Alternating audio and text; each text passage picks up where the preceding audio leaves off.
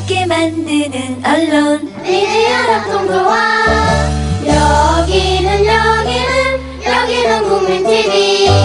함께 만드는 언론 미디어 협동조합. 여기는 국민TV.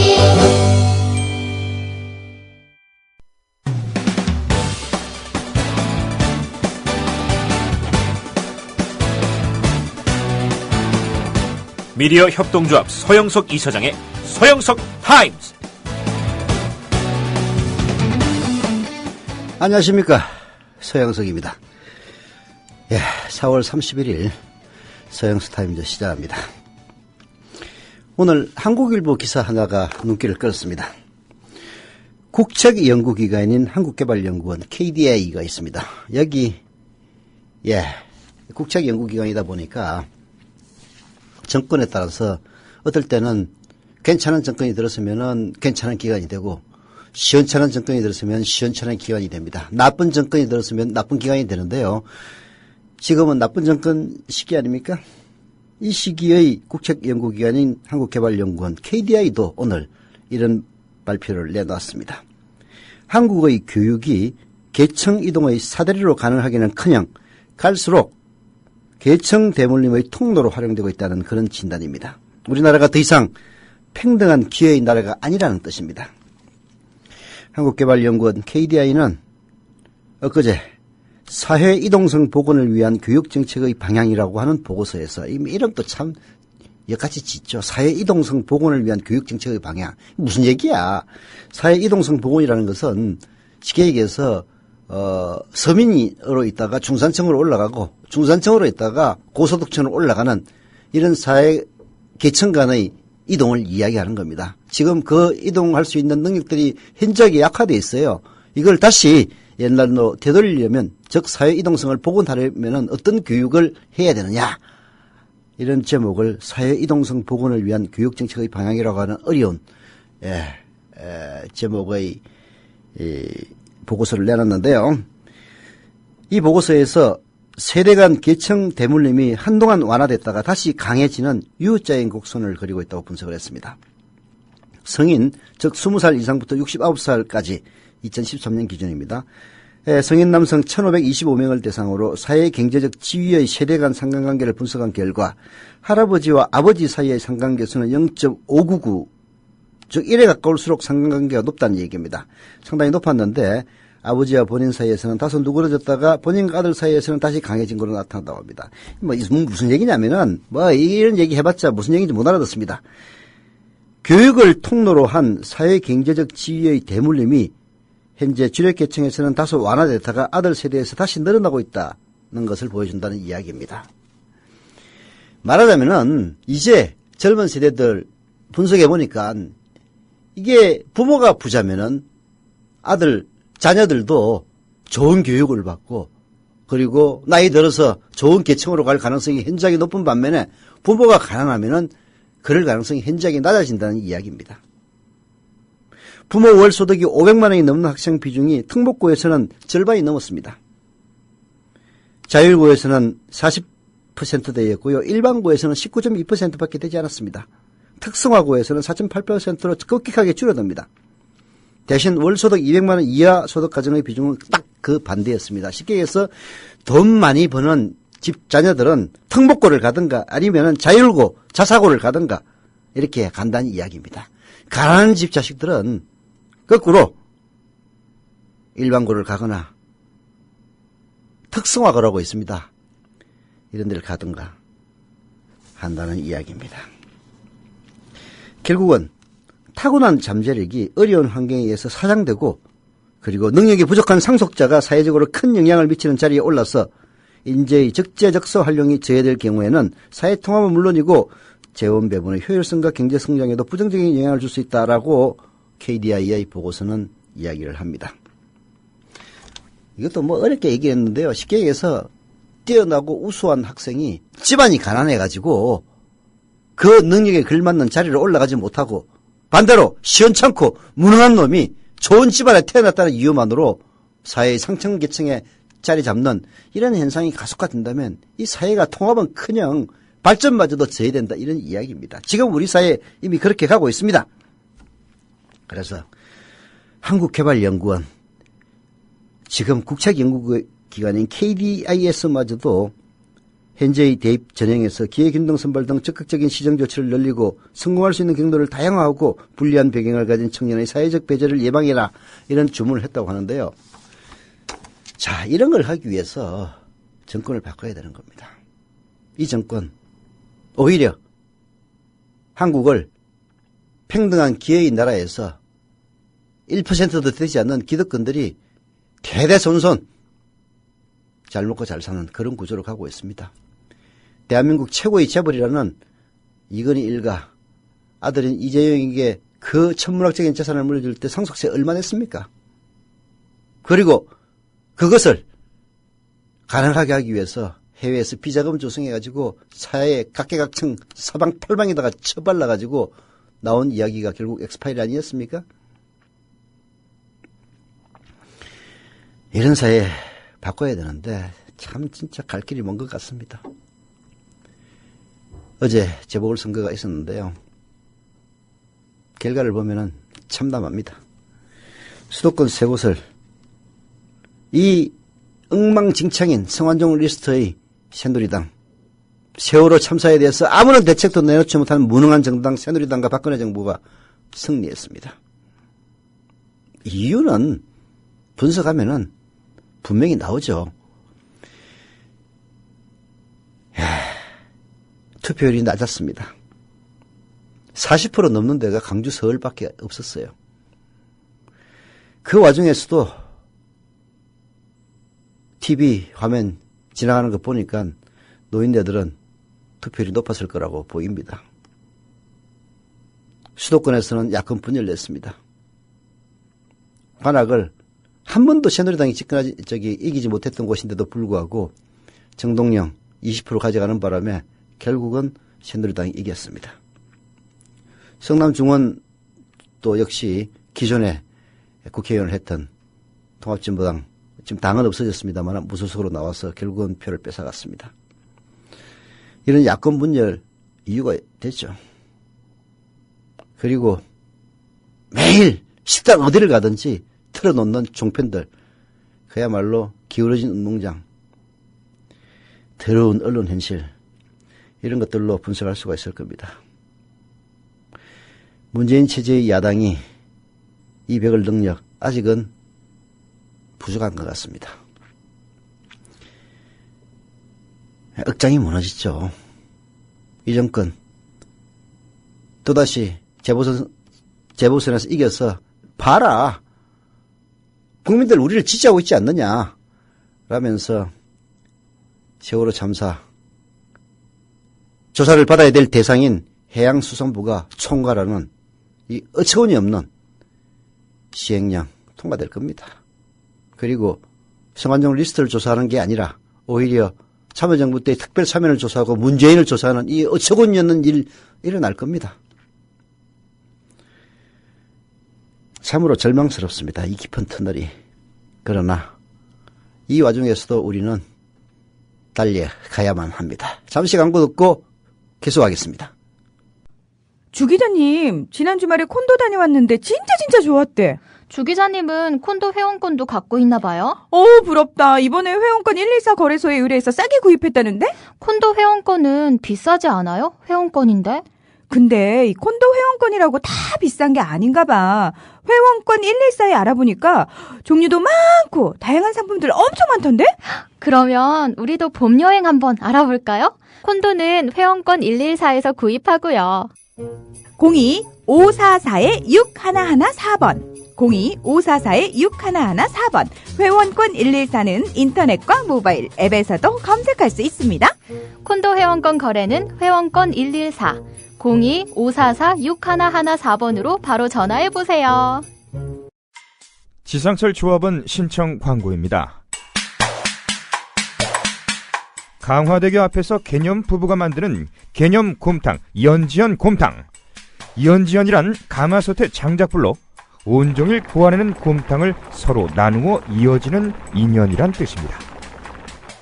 연지연 곰탕이 민주주의를 열망하는 조합원 여러분과 국민의 건강을 책임지겠습니다. 곰탕 포장 판매는 한 팩 800g에 7,000원이며 7팩 이상은 무료 배송으로 드립니다. 연지연 곰탕은 강화대교 입구에 위치해 있습니다. 단체 주문 예약 및 포장 주문 전화번호는 010-7252-1114, 010-7252-1114, 031-989-9968. 조합원 단체 예약은 10% 할인해드립니다.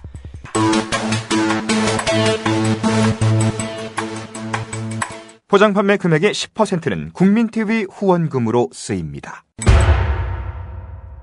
자, 오피니언 비평으로 들어가 볼까요? 김효진 PD. 네, 안녕하세요. 김효진입니다. 자, 오늘 오피니언 비평은 평소처럼 그 언론사의 사설 가지고 하는 콘셉트가 아니고요. 발생한 뉴스를 가지고 정치 토크 방식으로 예, 해본 그런 느낌으로 한번 진행을 해보도록 하겠습니다.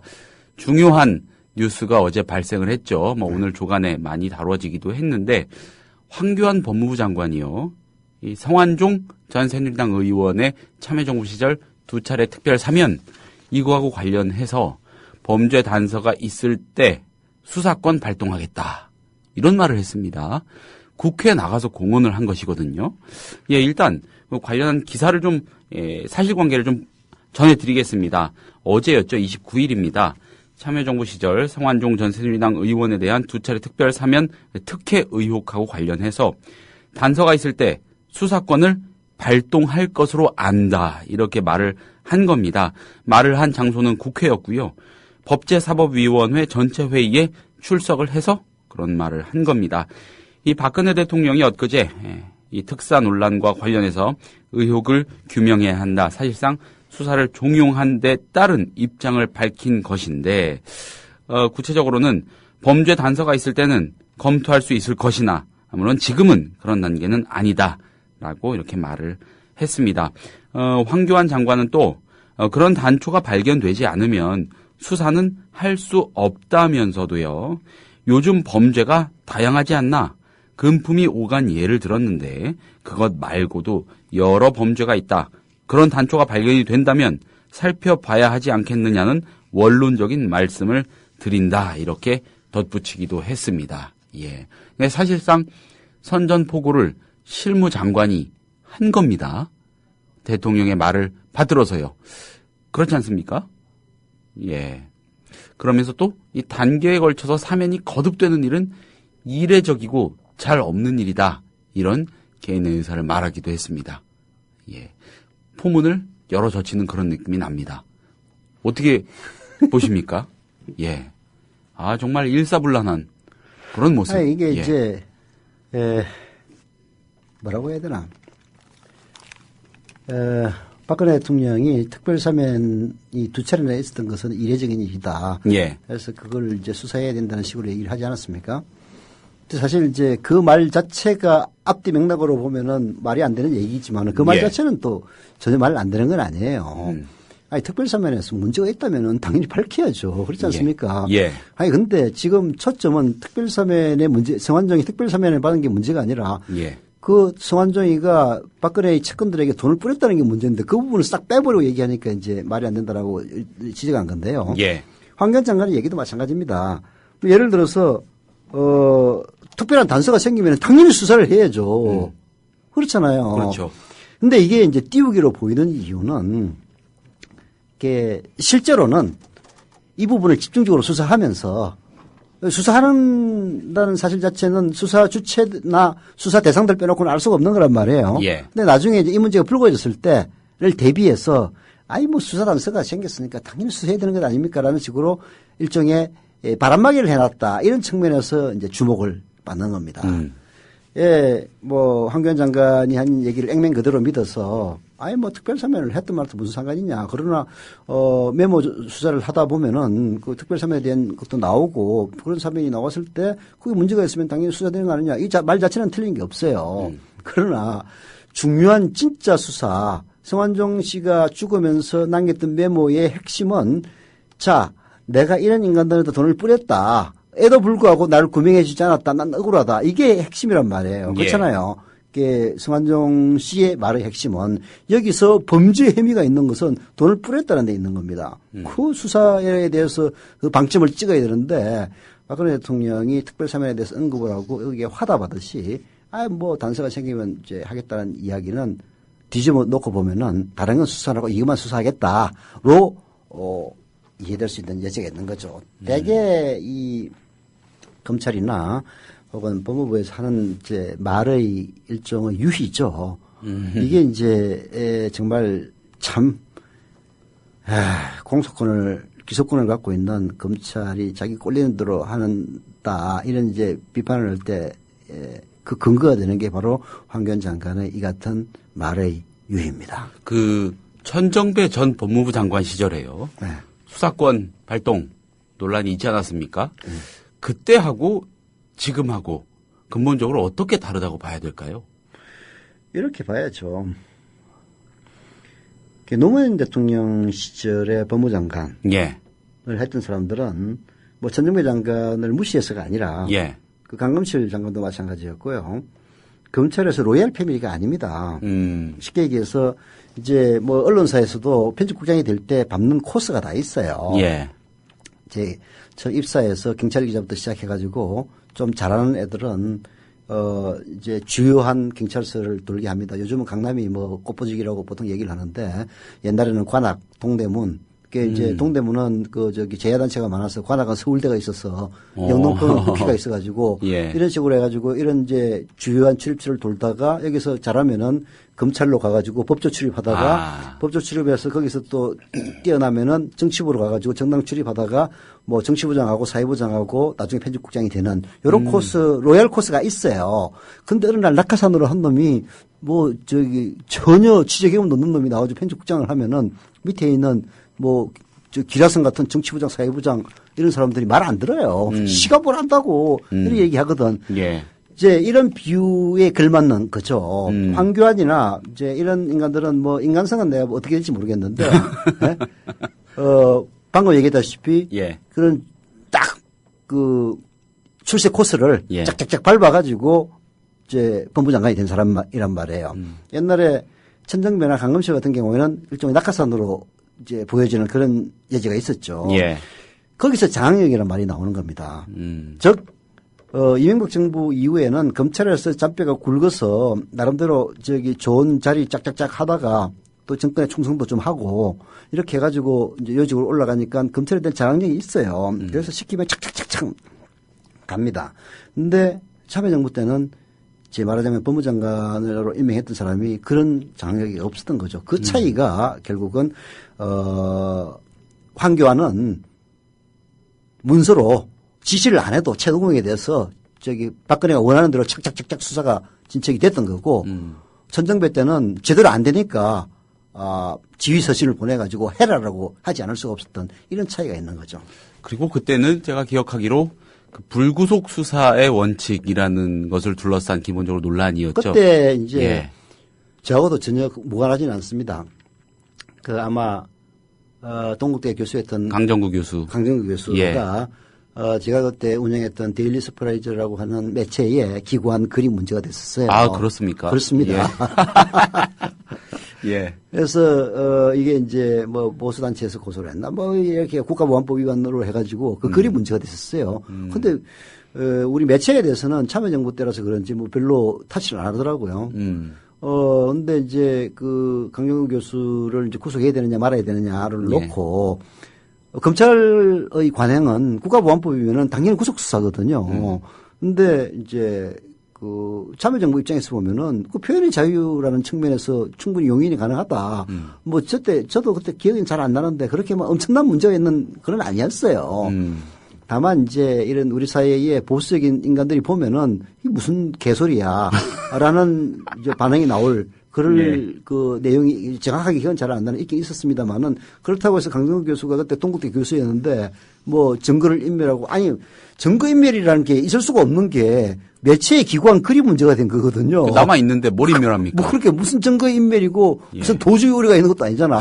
직업이 대학 교수인데 그렇잖아요. 그거 구속할 필요도 없는 건데 구속하겠다고 국가보안법 무조건 구속해야 된다 이런 식으로 나오니까 아마 천정배 장관이 지휘서신으로 구속 불구속 수사하라 그렇게 된 걸로 이제 기억이 나는데 결국 그런 거예요.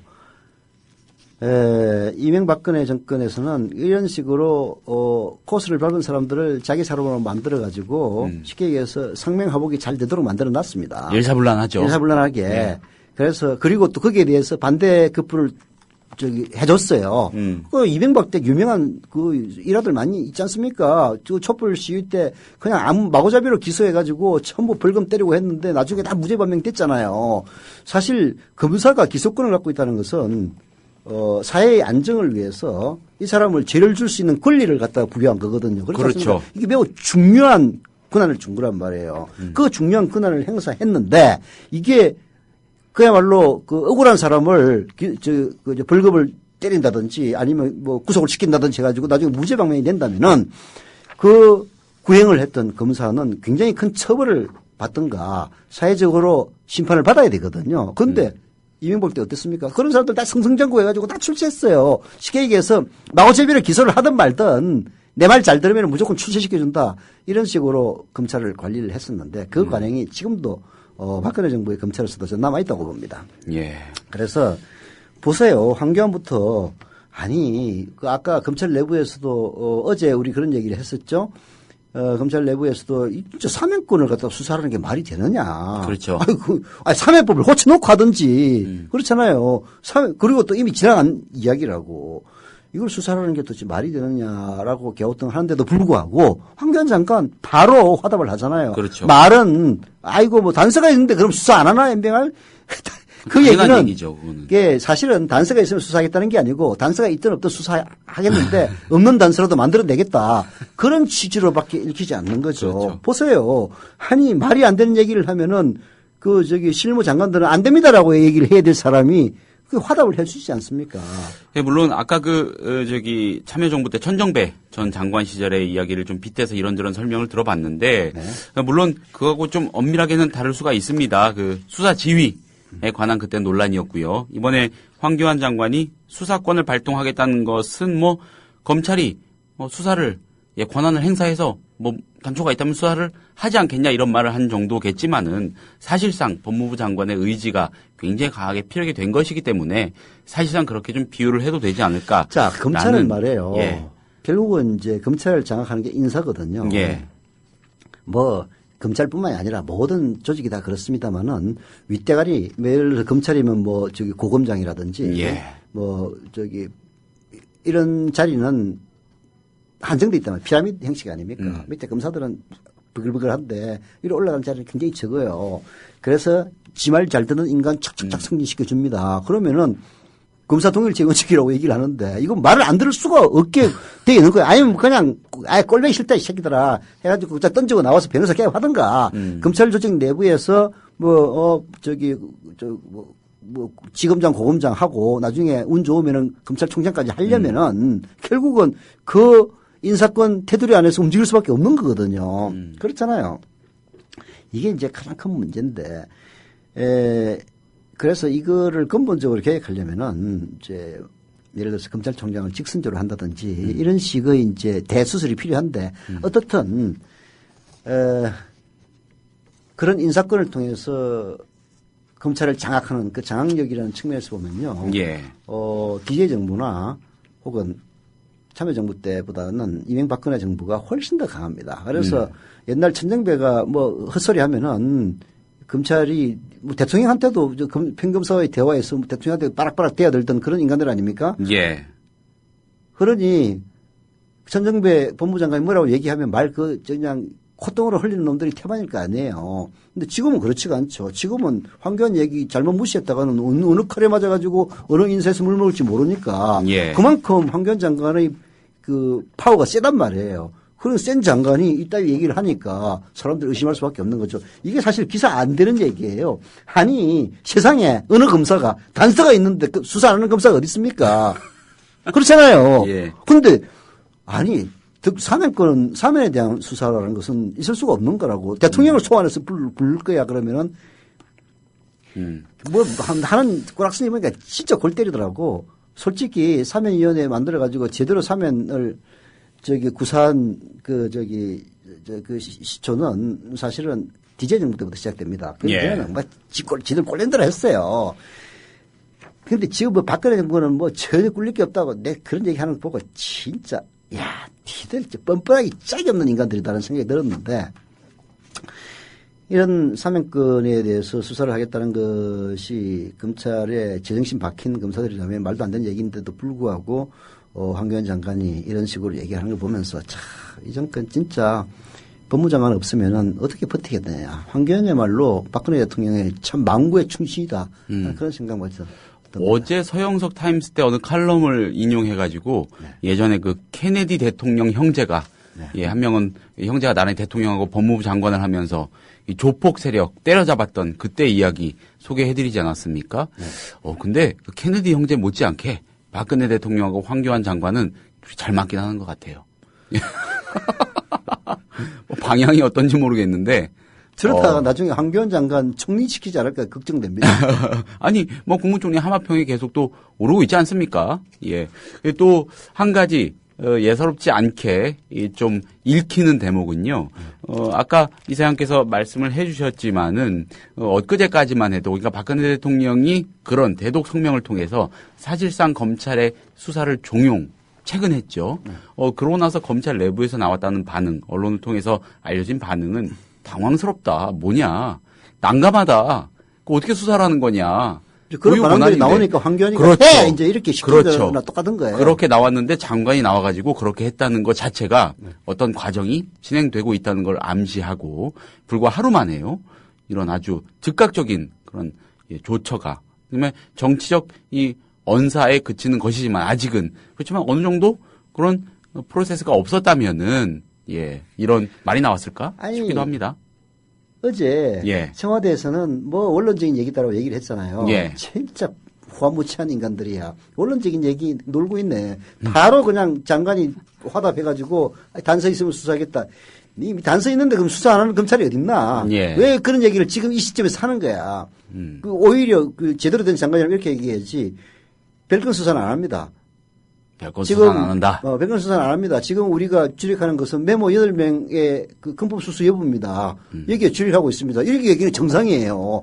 그냥 일반적인 사건이라면은. 근데 그 진짜 중요한 부분에 대해서 말도 안 하고 아니 단서가 있는데 수사 안 할 검찰이 어디 있습니까? 이딴 식으로 얘기하는 게. 그래 놓고 어제 청와대에서는 뭐 전혀 그 원론적인 얘기다.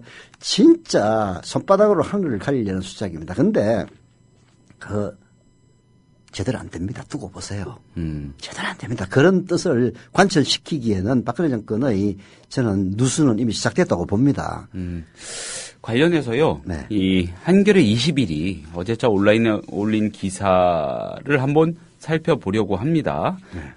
당시 그 문제가 되고 있는 두 차례 사면 중에서 두 번째 사면, 2차 특별 사면 이 대목에 관해서 이 한겨레 21이 이 내용이 너무 여기저기서 쏟아져 나오다 보니까는 기사의 관리가 굉장히 파편적입니다. 그래서 일목요연하게 정리가 좀 안 되는 측면도 있는데 한겨레 21이 아주 간명하게 당시 사면에 관한 상황을 정리해뒀더라고요. 한번 따라가 보겠습니다.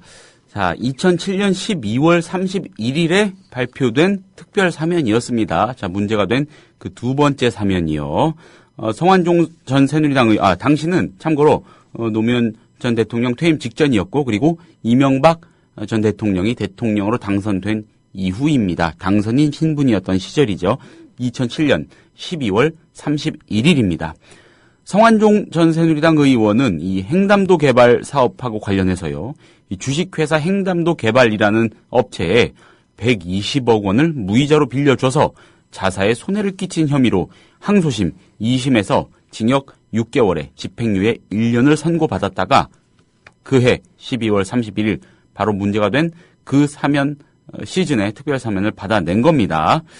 이 과정에서 상고하지도 않고 대법원에 상고하지도 않고 그냥 기다리고 있었던 그런 모양새라는 거 아니겠습니까?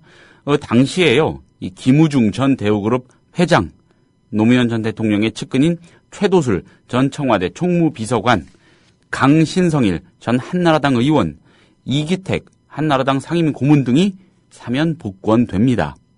2007년 대선에서 이긴 이명박 대통령 당선자 쪽이 요청한 양윤재 전 서울시 부시장도 사면이 됐습니다.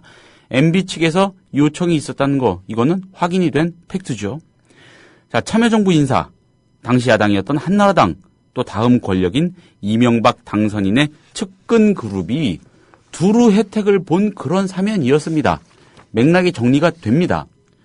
새누리당은요, 법무부의 반대로 그해 12월 28일 1차적으로 완료된 특별사면 명단에서 빠진 성완종 전 새누리당 의원이 사면 공식 발표일인 12월 31일에 다시 포함된 부분을 현재 집중 공략하고 있는 것입니다.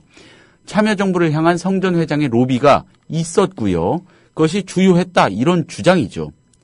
당시 참여정부 인사들은요, 만약에 성전 회장으로부터 부정한 로비를 받아 사면해줄 작정이었다면 처음부터 밀어붙이지, 티가 나게 12월 31일에 성전 회장, 성전 의원 혼자만 다시 전체 명단에 추가해서 사면을 했겠느냐, 이렇게 말을 합니다. 사면을 받으려고 성완종 전 새누리당 의원이 백방으로 뛴 덕에 사면 대상자 초안에 들어갔다가 청와대와 조율하던 법무부의 반대로 빠지자 다시 막판에 이명박 당선인 쪽에 부탁해서 사면을 성사시킨 거 아니냐, 이런 설명이죠. 이 참여정부 출신 인사들과 새정치연합은 이명박 당선인 쪽이 노무현 대통령에게 성전 의원의 사면을 요청한 뒤 사면이 이루어질 것으로 보고 특별사면 하루 전날인 12월 30일 성전 의원을 자문위원, 인수위 자문위원으로 합류시킨 인수위원 명단을 발표했다는 점을 주장의 근거로 삼습니다. 이거하고 관련해서 이명박 당선자 시절 핵심 측근이었죠. 정두원 새누리당 의원은요, MB 쪽에서 성전 의원을 사면시켜달라고 요청하니까 해준 거 아니겠나. MB 핵심 인사가 성전 의원 사면을 특별히 챙겼다, 이렇게 말하기도 했습니다. 새누리당이 성전 의원 특별 사면의 특혜 문제에 파고드는 것이 유리한 것만은 아니라는 뜻이기도 한데 어쩐지 아직까지는 계속 파고들고 있습니다. 다만 성전 의원이 특별 사면을 받는 과정에서 양쪽의 연결고리가 누구였는지 요게 지금 분명하게 확인이 안 되고 있는 겁니다. 예. 비교적 잘 정리가 되어 있습니다. 당시의 상황이. 예. 한겨레 21 기사는 우리가 하겠던 얘기 그대로 그냥 반복하는 거야. 이제 사면이 박근혜 대통령이 의아해하는 예. 그 대목. 예, 납득이 안 되신다는. 납득이 안 되신다는. 납득이 예. 안 되긴 뭐 어느 식으로 안 되기는 않는데. 예. 아니 성완종이 사면시켜줘가지고 내가 돈 받았다는 얘기 아니야. 나 왜 내가 돈 받겠느냐 이 얘기지. 네. 말 되는 얘기야 그게. 여하튼 그 이해가 안 간다는 그 특별 사면의 이 두 번 이루어졌잖아요. 예. 그걸 이제 한겨레 21에서 딱 정리를 했는데 그 첫 번째 사면은 2005년도에 이루어졌습니다. 예. 그때는 핵심이 성완종이 아니에요. 그때는 차떼기 정당 한나라당. 그렇죠. 이때 돈준, 삼성, LG 이쪽에 큰 재벌들 그렇죠. 사장이나 부사장으로 기소됐던 인간들, 그 인간들 사면해 주려고 한 거예요. 뭐 대표적이죠. 이학수. 예. 예, 구조조정 본부장. 삼성 이학수도 하고 또 LG에 또 무슨 강유식 부회장. 그다음에 현대차. 김동진 부회장. 그다음에 아시아나항공. 박찬법 아시아나항공 사장. 금호아시아나그룹 오남수 사장, 뭐 이런 사람들. 그리고 롯데쇼핑, 롯데그룹 신동인 사장, 롯데쇼핑 사장, 이런 인간들 전부 다 되는데 그때 누구야? 성완종이도 낑깁니다. 그렇죠. 근데 성완종의 힘은 이학수나 이런 데 비하면은 세 발의 피해요. 예. 이학수는 한나라당에 340억 원을 줬습니다. 예. 그다음에 김동진, 현대차 부회장 100억 원 줬습니다. 한나라당에다가. 예. 그다음에 아시아나항공 박찬법 사장. 박찬법 사장 10억 원. 예. 이게 강유식이는 LG그룹 부회장인데 150억 원을 차로 실어서 날라져가지고 그렇죠. 차떼기란 말을 갖다 하게 한 그 장본인입니다. 그렇죠. 이런 인간들 할 때 아마 성완종이는 15억 원인가 16억 원인가 6억 원인가 정치자금 줬다가 구속이 됐을 겁니다. JP한테요. 예. 예. 그래서 JP도 특별히 부탁하고 하니까 사실은 이제 풀어준 거거든요. 그래서 네. 이건 전혀 이상한 게 아니라 네. 우리 이명박근혜 정권이 좋아하는 재벌들 풀어주는 그것도 야당에서 해달라고 경제가 영 안 돌아간다. 땅골맨이야, 엠바시. 엠바놈들. 아니, 재벌 총수가 팀이 깜빵에 있는 거하고 경제가 안 들어가는 건 무슨 상관이야 도대체. 예. 아니, 지금 저기 매출 수조 원, 수십조 원 내는 기업이 개인 기업이야? 그럼 저기 오늘 한 마리가 그냥 깜빵에 있다고 해서 매출 몇 조 원 나가는 그룹이 안 움직인다면 그럼 그룹은 해체를 해야지. 뭐 하려고 계속 유지를 하나. 말도 안 되는 주장이고 네. 논리예요. 돈 있는 놈들이 여기저기 로비해가지고 아이고 재벌 총수가 안 나오니까 잘 안 들어갑니다. 이따위 얘기해가지고 빼달라. 뭐 그런 얘기 아닙니까? 그렇게 해가지고 빼준 거예요 사실은. 이거는 2005년의 성완종 사면에 대해서 시비 걸 자격이 없는 정당입니다. 새누리당은. 예.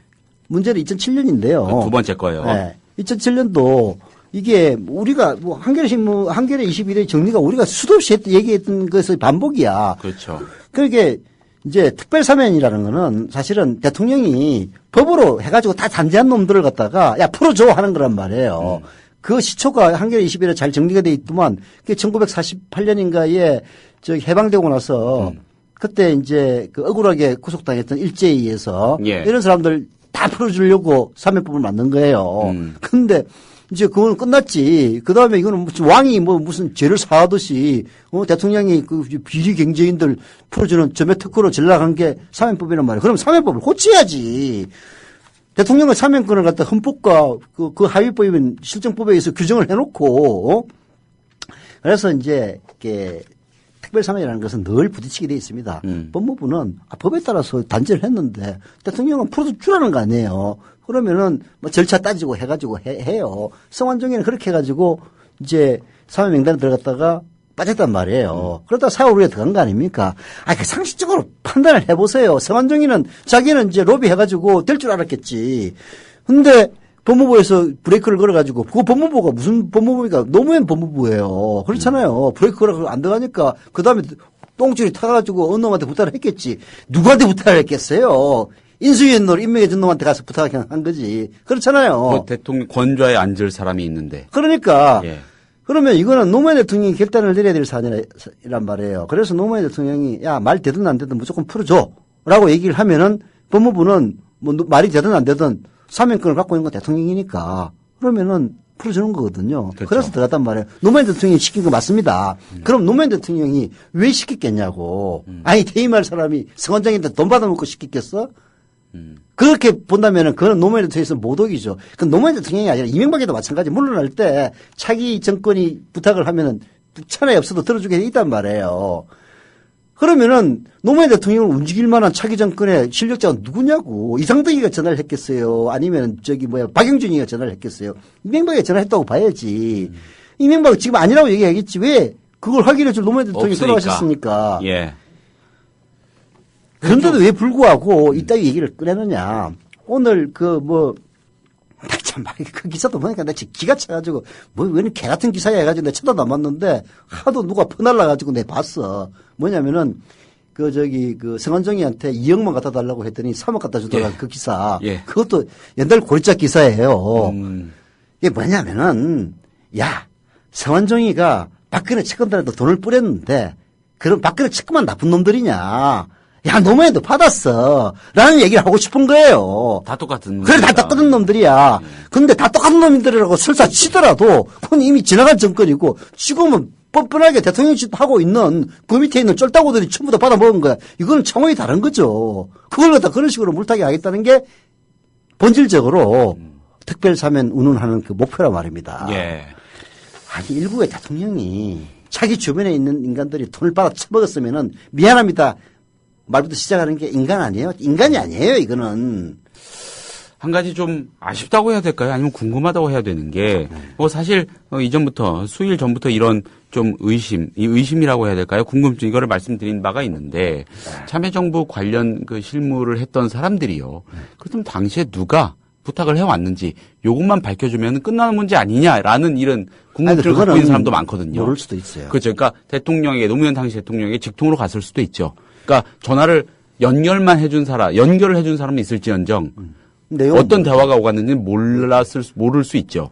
그렇기 때문에 이제 이런 정황을 해주면 되지. 분명히 저는 이명박 당선인이 직접 전화를 걸었다고 봅니다. 왜냐하면 노무현 대통령을 움직이려면요 이상덕이가 전화해서 안 돼요. 그리고 예의도 아니고 결례죠. 그래도 예. 그리고 사인을 해줄 사람이 노무현 대통령인데 당선인은 대통령이 아니란 말이에요. 그런데 성함종이를 빼려면은 노무현 대통령이 사인을 해야 된다고. 사인을 하게 만들려면은 당선인 외에는 나는 안 된다고 보거든요. 그러면 당선인이 청와대로 전화를 걸었을 것 아닙니까? 그게 27일 그때 부속실에 있든지 누군가 기억을 더듬으면 분명히 있을 거예요. 그래서 전화 받아가지고 대통령에게 지금 당선인한테 전화 왔습니다. 그걸 해줬을 거 아니에요. 그죠? 그러면 연결이 됐을 거라고. 연결이 돼서 이제 전화를 끊고 나서 조금 있다가 대통령이 민정수석을 불렀겠지. 예. 민정수석 오시오. 그래서 민정수석한테 그러면 그때 당시 민정수석이 사실은 입을 열면 돼요. 갑자기 대통령이 부르셔서 갔더니 방금 내가 누구한테 전화를 받았는데 이명박이한테 받았겠지. 성완종은 좀 문제가 있더라도 꼭 풀어달라는 부탁이 있으라. 그리고 바로 또 인수위원으로 임명하려고 하는데 그 사회인 복권이 안 되면은 어려우니까 이거는 말 안 되는 건 알지만은 어차피 사면권이라는 게 말 안 되는 건 아닙니까? 해주시죠. 해서 이게 법무부로 이거 각하의 뜻입니다. 각하라고 안 하게 대통령님의 뜻입니다. 해가지고 됐을 겁니다. 대개 이런 스토리일 거예요. 그러면 그 스토리 라인에 있던 사람들이 얘기를 해주면 되지. 근데 입도 뻥긋 안 하고 있는 거 보면은 진짜 머리가 나빠서 그런 건지 아니면 진짜 뭘 받아먹어서 그런 건지 그 받아먹었을 리가 있어요. 그런 측면에서 봤을 때는 그 정두원 의원의 증언이라고 해야 될까요? 그 정도면 사실 할 말 다 한 것 같아요. 그러니까. 그렇죠. 일종의 경고성 멘트 그런 발언 같기도 하고. 이게 목표는 예. 이게 특별 사면을 가지고 어떻게 하겠다는 게 목표가 있는 게 아니라 그렇죠. 내 이제 아까 한겨레 21의 기사도 쭉 한번 봤는데 네. 그게 바로 답이야. 즉 의심만 키우고. 이 의심만 제기하는 것이 목표인 거야. 예, 사람들한테 그 인식을 시키면 땡. 야, 그죠? 성완종이가 박근혜 똘마니들한테 돈 뿌렸는데 참여정부에 또 로비해가지고 걔도 사면받은 놈이야. 하이 님이 똑같은 놈들이 지금 뭘 그래. 라는 인식을 주기 위해서 하는 거란 말이에요. 네. 근데 아니 똑같은 놈이라고 칩시다 그래. 니들 말대로 똑같은 놈이긴 하지만 이 한 사람은 7년 전 8년 전의 일이고 니들은 지금 받은 거 아니야. 지금은 아니구나. 이제 3년 전에 받은 거 아니야. 지금 이건 불거진 문제. 현직에서 불거진 문제. 현직에서 불거졌으니까 이거는 예. 차원이 다른 거지. 이거는 그야말로 범죄 행위란 말이에요. 조사를 해서 사실로 드러난다면은 이걸 수사할 생각은 안 하고 특별사면 같은 그야말로 깨비 뒷다리 잡는 소리하고 있으니까 맨날 그걸 이제 검찰이 박근혜 시녀 정도가 아니라 박근혜 내시의 시녀라는 얘기까지 나오는 거지. 아주 강하게 문제제기 전면에 나서서 하던 사람이 권성동 새누리당 의원입니다. 근데 권 의원 또한 금품 로비 증거는 없다. 이렇게 말을 하는 실정입니다, 지금. 제발 좀 잡아주시오. 금품 로비의 증거를. 이런 얘기겠지. 예. 아이씨, 그거 없어가지고 내가 진짜 증거를 못 대니까. 그거 검찰이 해야 될 일 아니야? 존나 조사해가지고 그때 돈 받아먹는 놈 혹시라도 있으면은 성완종이한테 한 푼이라도 받아먹는 놈 있으면은 다 밝혀서 좀 이제 조사 좀 해라. 그런 얘기 아니겠어요? 아니, 요거를 새누리당 쪽의 입장이 돼가지고 조금 더 얄궂게 한번 상상을 해볼게요. 그러니까 이런 거죠. 이명박 당선인 측에서 성완종 전 새누리당 의원이 만약에 사면만 좀 받으면은 인수위원으로 여러 가지 도움이 될 테니까 좀 기용하고 싶어 해요. 근데 이 정권은 고결해가지고 이명박 당선인 측은 좀 자기들이 뒤에서 뭔가 작업을 하기에는 양심의 가책을 느끼는 거죠. 능력껏 사면 받아와. 그럼 넣어줄게.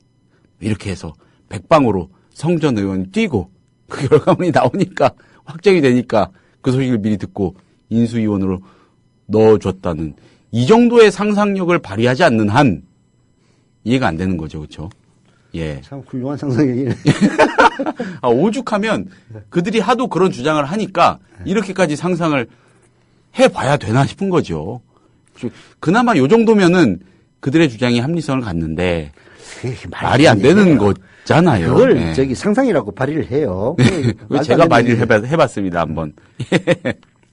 오죽 오죽하면 예, 이런 아니, 상상까지. 오죽하면 그런 얘기 생각할 필요도 없는 거지. 미친놈들, 이런 순 도둑놈들 이렇게 얘기하면 끝나는 거지. 뭘 그래. 도둑놈들이지, 애들이. 아니, 상식적으로, 사람이라는 게 상식을 벗어날 수 없는 겁니다. 예. 성한종 씨는 돌아가셨지만은, 자수성가한 사람이에요.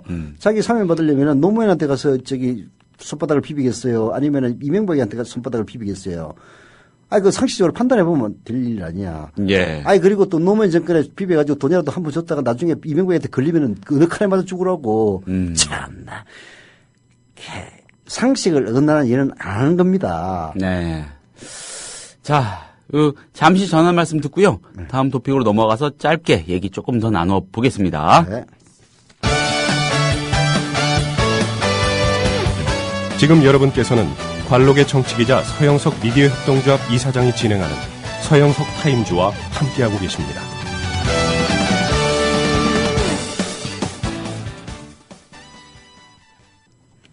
어찌됐든 이번 성완종 리스트 파문하고 관련해서 글쎄요, 이게 분수령이 될 수 있을지는 모르겠습니다만은 중요한 전환점이 될지도 모르는 그런 자리가 일단 만들어질 것 같습니다.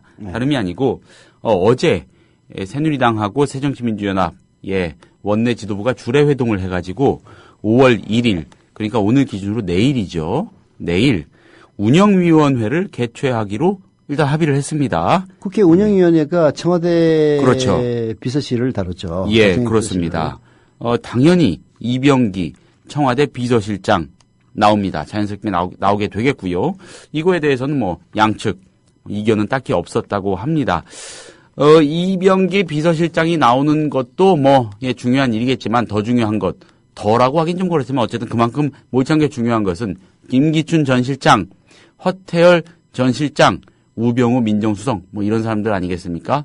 근데 새누리당이 당연히 반대를 했습니다. 그래서 여기에는 합의에 이르지 못했고 어쨌든 이병기 실장은 불려 나올 텐데 당연히 야권을 중심으로 어떤 질문이 쏟아져 나올지는 예상을 할 수가 있습니다. 이병기 실장 이번 성완종 리스트에 이름이 오른 인물 중에서 아주 핵심적인 인물이죠. 예, 일단 성완종 전 새누리당 의원이 돈을 직접 준 사람이라는 그런 의혹에 휩싸여 있고 또 한 가지요. 이 문제가 됐던 앞에서 계속 얘기한 성완종 전 새누리당 의원의 그 석연치 않다고 새누리당이 주장하는 그 두 번째 사면에 영향력을 행사했다는 의혹이 제기가 된 상황이기도 합니다. 이병기 현 실장이요. 차떼기 문제하고 관련이 깊은 인물이기도 하고요. 자, 이 사람이 국회에 나온다면은 글쎄요. 어떻게 예상을 하십니까? 이게 좀 전환점이 될 수가 있을까요? 무슨 전환점이 됩니까? 그냥 이병기 나와서 여기는 한 소리 듣고 가겠지. 여기는 한 소리 듣고. 아니 무슨 운영위가 수사권 있는 것도 아니고. 예. 이병기 비서실장 나오면은 뭐라고 얘기하겠어요? 당신 성완종 리스트에서 돈 받아먹었다고 얘기를 하고, 돈 액수는 특정하지 않았지만은 기자들하고 경향신문 기자하고 통화할 때는 그거 밝히면은 이병기가 다치는데 그런 취지로 얘기하지 않았습니까? 그렇죠. 도대체 어떻게 된 거냐 물어보면은 성완종이는 지금 망자인데 오해입니다. 돈 받아 전혀 없습니다. 이렇게 얘기하면은 뭐라고 그럴 거예요 그러면은. 그렇잖아요. 이병기가 나와가지고 순순히 저 받아 먹었습니다. 아이고 죄송합니다. 근데요, 우리가 돈 받은 이유는 성완종이가 특별 사면을 받았기 때문에 받은 거예요. 그러니까 사면한 사람한테 가서 알아보세요. 이렇게 얘기할 거예요? 그렇잖아요. 또 그렇게 말씀하시니까 굉장히 허탈해지네요. 그러니까. 예. 어차피 국회 운영이라는 거는 고통은 치고 하겠지만은 특별히 제보가 있어가지고 옛날, 오공청문회처럼 폭로하고 이런 거 아니냐. 폭로하고 그런 게 있다면 몰라도 그거 없는 한에는 어떡하겠어요. 저도 그거를 조금 예상을 해봤던 겁니다. 사실은 그러니까 그때 운영위 소속 야당 의원들이 하나 좀 가지고 나올 가능성도 물론 있으니까요. 그럴 수도 있잖아요.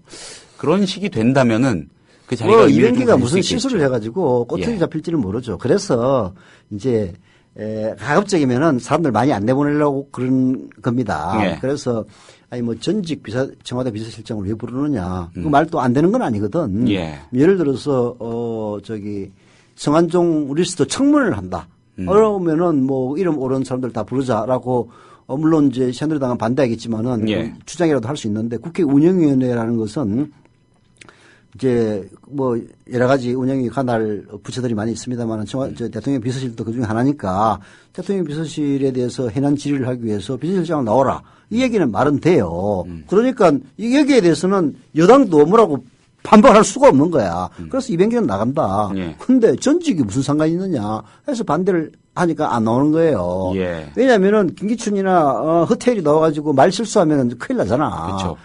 제일 좋은 거는 안 나오는 게 제일 좋은 거거든. 그거하고 관련해서 이 조혜진 새누리당 원내수석 부대표가 어제 주례 회동 뒤에 기자들 만나가지고 이런 얘기 했더군요. 현재 청와대, 지금 청와대의 업무 보고를 받는 자리이기 때문에 전직 비서실장들이 출석하는 것은 업무 보고의 성격상 맞지 않다. 그 말은 이런 또 근거네요. 틀린 얘기는 아니야. 예.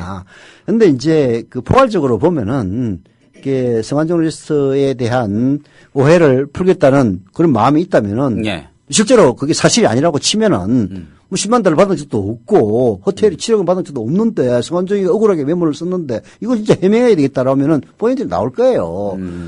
오히려 진짜 결백하다면. 진짜 결백하다면은 근데 괜히 나와가지고 말 실수해가지고 지금 김기춘이도 말 잘못해가지고 10만 달러를 안 받았다고 뭐 어쩌고저쩌고 하다가 나중에 다 엉터리로 들통이 나고. 꼬였죠. 예, 자꾸 하는 거 그래서 요즘 전화 안 받는다며.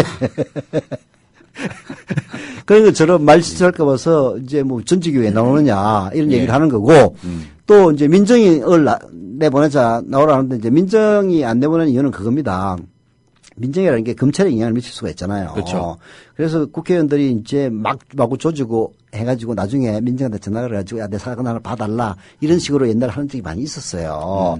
그래서 이제 호통치는 자리에는 사정 라인에 있는 사람들은 안 내보내는 게 일종의 전통 비슷하게. 왜냐면은 예를 들어서 내가 지금 어디 조사를 받고 있는데 국회의원인데, 뭐 검사가 뭐 인정사정 없이 몰아치는 거야. 그렇잖아요. 그러면은 고검이나 대검 국정감사 가가지고 마구재미로 그냥 검찰총장을 존나게 그냥 공격을 하고 하면은 이제 저희 국정감사 중간에 밥이라도 먹을 것 아닙니까? 예. 그러면은 이제 검찰총장이 의원님 왜 그러세요?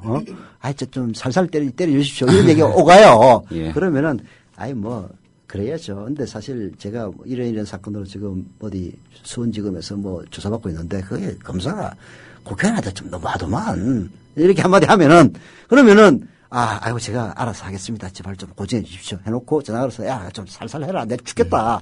요런 메커니즘이 과거에 있었어요. 예. 그러다 보니까 검찰총장을 내보내면 안 되는 거야. 국회의원들 막 전날 지랄을 해가지고 지 사건 빼려고 그러고 이런 일들이 이제 벌어지니까 사정 라인에 있는 중요한 지위에 있는 뭐 사람이라든지 검찰총장 출석 안 하게 이제 만들어 놓은 거예요.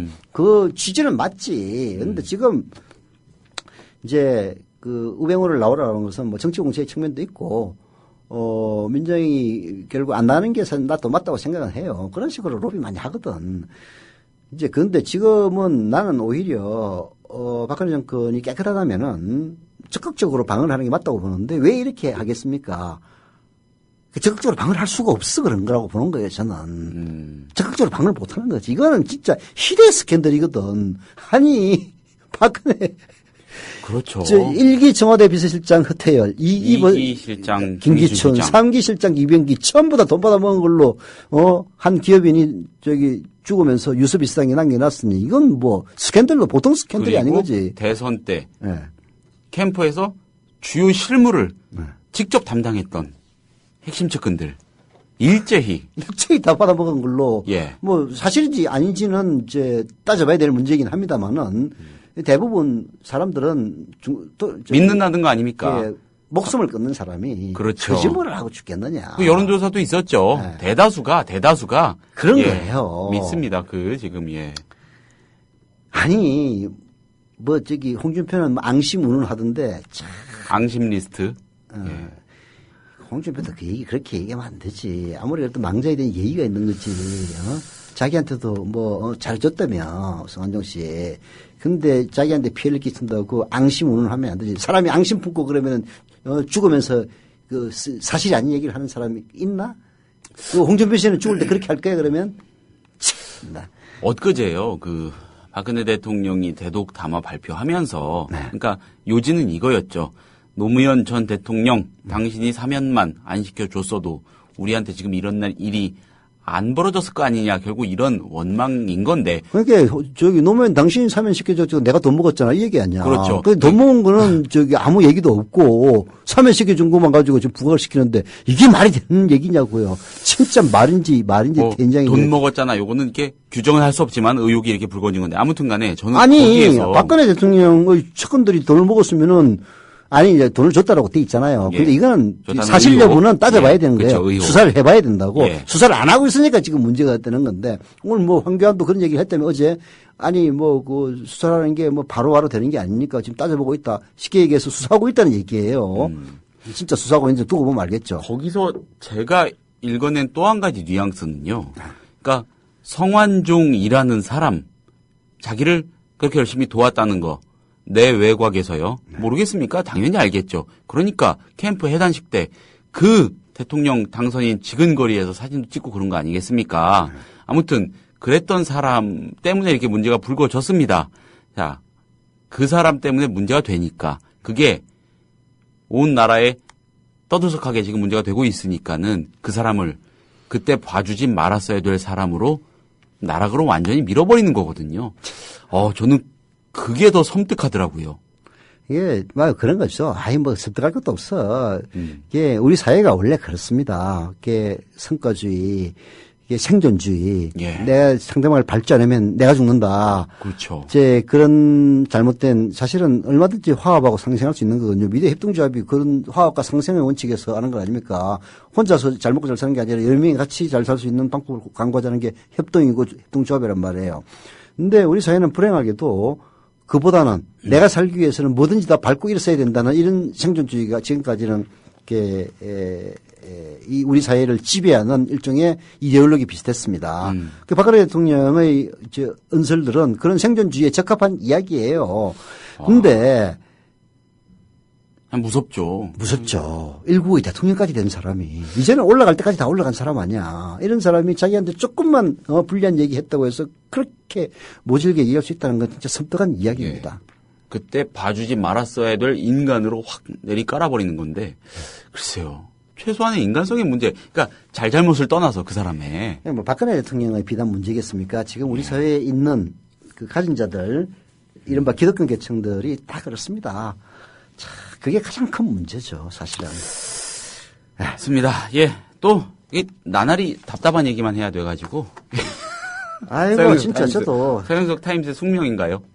예. 왜냐면 좀 미담 같은 것도 좀 발굴을 해가지고, 벌어져야지 발굴을 하죠. 예. 예. 아무튼, 오늘도 들어주셔서 감사드립니다. 내일 오전에 다시 인사드리겠습니다. 이상님 고생하셨습니다. 네. 국민라디오 팟캐스트 응원하는 가장 쉬운 방법 아시나요? 다운로드하기, 별점 주기, 댓글 달기, 구독하기. 국민라디오 팟캐스트 널리 알리는 가장 쉬운 방법 다운로드하기, 별점 주기, 댓글 달기, 구독하기. 기억하세요. 다운로드하기, 별점 주기, 댓글 달기, 구독하기.